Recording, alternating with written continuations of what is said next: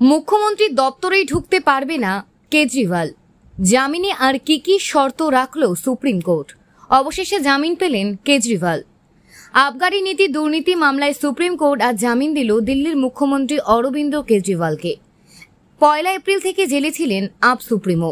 লোকসভা নির্বাচনের সময় কিছুদিনের জামিন পেয়েছিলেন বটে, কিন্তু আবার ফিরতে হয়েছিল জেলে।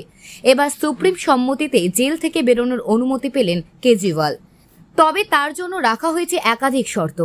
আবগারি নীতি দুর্নীতির মামলার বিচার প্রক্রিয়া দীর্ঘ সময় ধরে চলবে, সেই কারণেই দিল্লির মুখ্যমন্ত্রীকে জামিন দেওয়া হয়েছে। কেজরিওয়ালকে জামিন দিলেও তার গ্রেপ্তারির বৈধ বলেই জানিয়েছেন শীর্ষ আদালত। দিল্লির মুখ্যমন্ত্রীর জামিনের ক্ষেত্রে একাধিক শর্তও রেখেছে সুপ্রিম কোর্ট। এগুলি হল 10 লক্ষ টাকার জামিন বন্ড জমা দিতে হবে অরবিন্দ কেজরিওয়ালকে। দিল্লি আবগারি নীতির দুর্নীতির বিষয়ে কোনো মন্তব্য করতে পারবে না কেজরিওয়াল। প্রতিটি শুনানিতে হাজিরা দিতে হবে কেজরিওয়ালকে। আদালত যদি অনুমতি দেয় তবেই শুনানির সময় হাজিরা এড়াতে পারবেন কেজরিওয়াল। দিল্লির মুখ্যমন্ত্রী পদে থাকলেও মুখ্যমন্ত্রীর অফিস বা দিল্লি সেক্রেটারিয়েটের প্রবেশ করতে পারবে না কেজরিওয়াল। কোনো সরকারি নথি বা কাগজে সই করতে পারবেন না দিল্লির মুখ্যমন্ত্রী।